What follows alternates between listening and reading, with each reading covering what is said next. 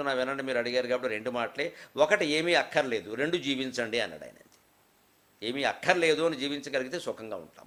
వచ్చేదేదో వస్తుంది, మీరు అక్కర్లేదన్నా ఏం ఆగదు. మీరు అడిగారని సూర్యోదయం అయిందా, మీరు అడిగారని చంద్రోదయం అయిందా, మీరు అడిగారని చంద్రగ్రహణం వచ్చిందా, మీరు అడిగారని సూర్యగ్రహణం వచ్చిందా? అసలు మనం అడిగామని పాణిగ్రహణం అవుతుందా? అది అవుతుంది అలాగే. మంచిది, అన్నీ అలాగే అవుతాయి. మంచి అలాగే అవుతుంది, చెడ్డ అలాగే అవుతుంది. మనం ఏం దాని గురించి ప్రయత్నం ప్రత్యేకించి ఏం అక్కర్లేదు. ఇంకా దానికి ఎలా స్పందించాలో అలా స్పందించి ప్రశాంతంగా ఉంటే చాలు. ఈ భయాన్ని మనం పోగొట్టుకుందుకు సులభమైన ఉపాయాన్ని మనకి వాల్మీకి చెప్పాడు రామాయణంలో. భయానికి మూల కారణం కనుక్కోగలిగితే దానికి నివారక మంత్రం కూడా ఆ మూల కారణంలోనే ఉంటుంది అని రామాయణం తెలియజేస్తుంది.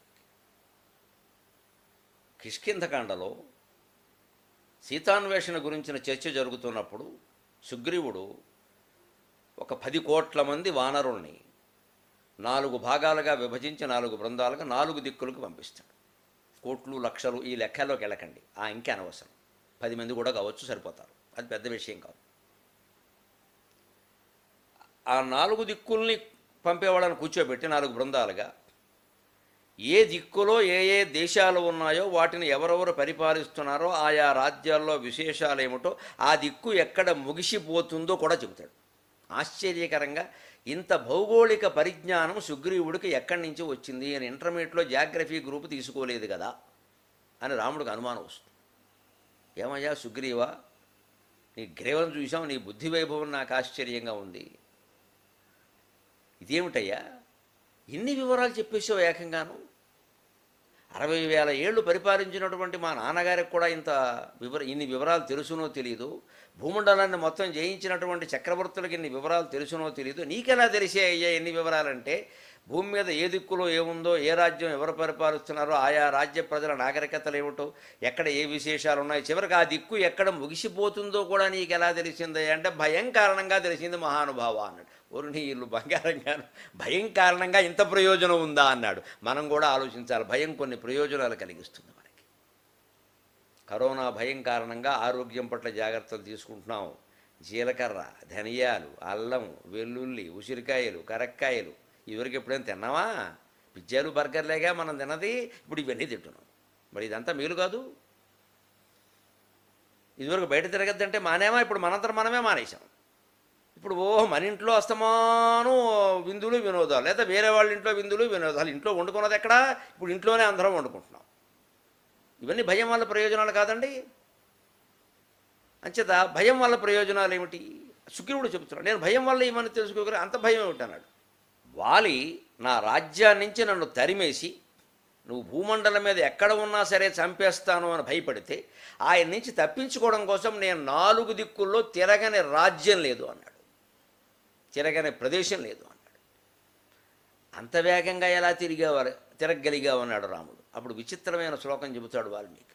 ఆదర్శతల సంకాశాతతో వై పృథివీమయ అలాత చక్ర ప్రతిమా దృష్టా గోష్పదవత్తదా అంటాడు. ఆ వేగంగా అతివేగంగా పరిగెడుతుంటే భూమండలం అంతా నాకు అద్దం పైభాగంలా కనపడింది అయ్యా అంటాడు. అద్దం పైభాగం ఎంత నున్నగా ఉంటుంది, చెయ్యలా పెడితే జారిపోతూ ఉంటుంది. అద్దం మించి ఆవాలు జారిచేవారు వెనక ఓ ప్రయోగంగా జారిపోతూ ఉంటుంది చెయ్యి. అంత నునుపుగా ఉంటుందండి భూమండలం అంతా, రాళ్ళు, రప్పలు, కంచెలు, ముళ్ళు. ఆ భయంతో పరిగెట్టే వేగంలో అతనికి అది ఎలా ఉందో తెలియలేదు. ఇదే బ్రహ్మసత్యం, జగన్మిథ్య అంటే. నేల రాళ్లతోనూ రప్పలతోనూ ఉండదు, అలాగే నున్నగానూ ఉండదు, అద్దంలాగానూ ఉండదు. నేలలాగే ఉంటుంది. కానీ అది మనకి మామూలుగా సావకాశంగా మనకి ఇష్టం లేకుండా కొంచెం ఎక్కువ దూరం నడవాల్సి వచ్చినప్పుడు రాళ్ళు, ముళ్ళు, కంపలు, గట్లు, దిక్కుమాలిన సంత ఎలా నడుస్తాం అంటాం. 6 మైళ్ళకే మనకు అవసరమై పరిగెట్టవలసి వచ్చినప్పుడు 6 మైళ్ళు కూడా అద్దం పైభాగంలాగే కనపడుతుంది. అందుకే ఆదర్శతల సంకాశ అంటే మన దృష్టిలో భేదం తప్ప సృష్టిలో భేదం లేదు, శంకరాచార్య చెప్పిన మాట.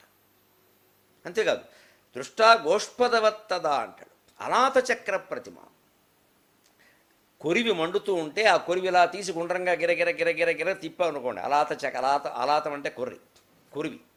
ఆ కొరివిని అలా తిప్పామనుకోండి, అదేదో ఒక నిప్పుల చక్రంలా కనపడుతుంది. అలాగే భూమండలం అంతా నేను వేగంగా పరిగెడుతూ ఉంటే భయం కారణంగా నిప్పుల చక్రంలా కనపడింది అన్నాడు. పెళ్లి కూతురు కోసం పరిగెడుతూ ఉంటే పూలమాలలా కనపడేది, అనుమానమే ఉంది. అంచేత వస్తువులో ఏమీ లేదు, మన భావనలోనే ఉందంతా. బ్రహ్మసత్యం జగన్మిథ్య. సృష్టిలో ఏమీ లేదు, భేదం లేదు, మన దృష్టిలో భేదం తప్ప. మన భావాన్ని మనం మార్చుకుంటే అయిపోయాయి. పూలదండ సర్పం అవుతుంది, సర్పం పూలదండ అవుతుంది. మనం భయపడ్డం మానేస్తే చాలు. మచ్చిక చేసి ఎన్నో జంతువులను, క్రూర జంతువులను కూడా వశం చేసుకున్న మహానుభావులు, మహాధీరులు ఇప్పటికీ ఉన్నారు మన కళ్ళ ముందు. పెద్ద పులులతో, ఏనుగులతో, సింహాలతో, పాములతో ఆడుకోగలిగిన వాళ్ళు ఉన్నారు మన కళ్ళ ముందే. ఆవకాయ అన్నం తిన్న వాళ్ళే. ఇదంతా భావన. అందుకని రాముడు ఆశ్చర్యపోయి, బాబు భయం వల్ల ఎన్ని ప్రయోజనాలు ఉన్నాయా, ఇంత పొందావా అని. చివరికి ఆ భయం ఎలా పోయిందండి? సుగ్రీవుడికి ఆశ్చర్యకరం కదా. తిరిగాడు. ఎక్కడికి వెళ్ళినా భయం తప్పలేదు, భయం వెంటాడుతూనే ఉంది. కానీ చివరికి తిరిగి విసుకొచ్చి జాంబవంతుడు ఆంజనేయుడితో తనకు కావలసిన వాళ్ళతో ఒక సమావేశం పెట్టి,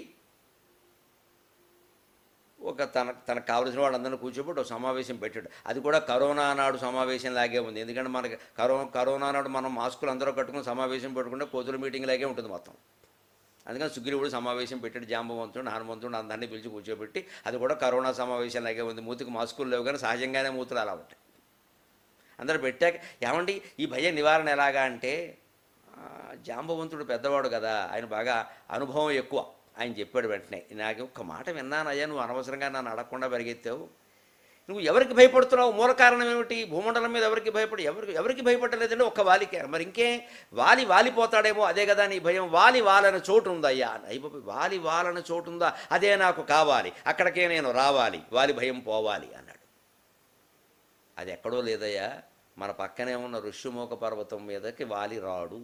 ఎందుకంటే ఇక్కడ దుందుబి కాయాన్ని విసిరాడు ఇదివరకు ఆ రాక్షసుని సంహరించి. అది ఇక్కడ పడింది. ఇక్కడ ఒక ఋషి తపస్సు చేసుకుంటే అతని కళ్ళ ముందు పడింది, అతనికి తపోభంగమైంది. ఎవరు కండ కావరంతో ఈ శవాన్ని ఇక్కడ విసిరారో, కళేబరాన్ని, వాడిక్కడ కాలు పెడితే చనిపోతాడు అని చెప్పి శపించాడు. అందువల్ల వాలి ఇక్కడికి రాడు అనేసరికి సుగ్రీవుడు హాయిగా ఆనందంగా ఇంకెక్కడికి వెళ్ళడం మానేసి హాయిగా ఋష్యమూక పర్వతంలో ఒక గుహ దగ్గర ఉండి రోజు సూర్య నమస్కారాలు చేయడం మొదలుపెట్టాడు. ఎలాగో తండ్రి సూర్యుడే కాబట్టి. అంటే ఏమర్థమైంది? భయానికి మూల కారణం తెలుసుకోగలిగితే నివారకోపాయం మనకి చాలా దగ్గరగా ఉంటుంది. అంటే మూల కారణం ఏమిటి? వాలి రాని ప్రదేశం వెతుక్కుంటే సరిపోయే. మరి ప్రపంచమంతా తిరగడం దీనికి? వాళ్ళు వస్తాడా అంటే ఏమో మా దగ్గర అసలు వాలేవాడు అంటారు. వాడు ఇప్పుడు ఫోటో చూపించారు. వాలి రాని ప్రదేశం ఋష్యమూక పర్వతం, అంతే అయిపోయింది. అంటే మనం భయానికి మూల కారణం తెలుసుకుంటే అది ఆ మూల కారణాన్ని ఎలా పరిష్కరించుకుంటామో, దాన్ని ఎలా ఉపయోగించుకుంటామో చూస్తాం. మన ఆలోచనలు బట్టే మన భయాలు, నిర్భయాలు, అభయాలు ఉంటాయి. ఇప్పుడు ఎవరి చేతిలో ఉందండి మన భయ నివారణ? మన చేతిలో ఉంది. మన ఆలోచన మార్చుకుందాం. వస్తే ఏమిటి?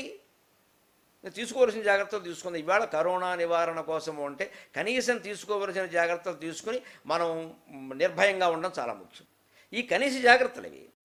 ప్రవాసంలో లేనివాడు, రుణం అనేది లేనివాడు, ఇంట్లో ఉండగలిగిన వాడు వారానికోసారి కూరేసుకు తిన్నా పర్వాలేదయ్యా, ఎంత మామూలుగా భోజనం చేసినా పర్వాలేదయ్యా, వాడు సుఖంగా ఉంటాడు అన్నారు. ఈవేళ మనకు కరోనా ఆ స్థితి కలిగించింది. మన ఇంట్లో మనం ఉంటున్నాం, కావలసింది ఏదో వండుకుంటున్నాం. కరోనా కాలంలో ప్రధానంగా ఖచ్చితంగా ఉండవలసింది చారు అండి.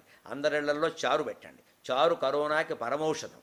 ఎందుకంటే అందులో ధనియాలు, జీలకర్ర, ఆవాలు, ఇంగువ, మనం అనుకునే వ్యాధి నిరోధక శక్తిని పెంచేటువంటి ద్రవ్యాలన్నీ చారులో ఉన్నాయి. కాస్త వేడిగా ఉంటే చాలు.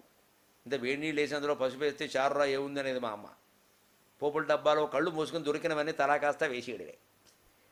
అవి శుభ్రంగా గ్లాసుతో తాగొచ్చు, లేదు అన్నంలో కలుపుకోవచ్చు. 2 పూట్ల చారు అన్నం తిన్నా, చారు తాగినా కరోనా రాకుండా నివారించుకోవచ్చు. ముందు జాగ్రత్త అది. చాలా తక్కువ ఖర్చులో అవుతుంది చారు. పులుసుగా అయ్యే ఖర్చు కూడా చారు కావదు. అంత హాయిగా చారోసుకుని అన్నం తిని మనలో మనం గడిపేచ్చి హాయిగా ఆ పైన బాగానే ఉంది. ధనియాలు, జీలకర్ర, అల్లం, వెల్లుల్లి మామూలే రకరకాల మధ్యలో లాగించడమే. యాలకులు, లవంగాలు, నిమ్మకాయ, తేనె, బలవర్ధకాలు కొన్ని, వ్యాధి నిరోధకాలు కొన్ని, క్రిమి సంహారకాలు కొన్ని, ఇంత ఉసిరిబద్ద లేకపోతే కరక్కాయ, వేడి నీళ్ళు, అప్పుడప్పుడు ఆవిరి పడుతూ ఉండడం, వేడి నీళ్ళలో ఉప్పేసుకుని పుక్కిరిస్తూ ఉండడం. అంటే ఇవి కనీస జాగ్రత్త. ఇవి తీసుకున్న కంటే ఇంతకంటే గొప్ప జాగ్రత్త ఏమిటి? నాకు రాదు, వచ్చినా నాకు భయం లేదు. 14 రోజులు విశ్రాంతి అనుకుంటాను, ఏకాంతం అనుకుంటాను, జపం చేసుకుంటాను. నా జోడికి ఎవడు రాడు కదా, నేను ఏ పని చేయక్కర్లేదు కదా అని నిర్భయంగా ఉండాలి. అంతేగాని వస్తుందేమో మా ఊరు వచ్చేసిందిరా, మా పక్కింటికి వచ్చేసిందిరా, ఏమిటి వస్తే? ఈ ప్రచారాలు ఊరికే మనమే చేస్తున్నాం ఇంకా రాకుండానే. ఈ ప్రచారంలో మూల కారణం ఏమిటంటే మనకు వస్తుందేమో అని భయం. వాడికి వచ్చినప్పుడు మనకి రాదండి, వాడు మనమే అనడు కదా. ఎందుకంత భయం? మంచిది, ఆ నిర్భయత్వం అనేది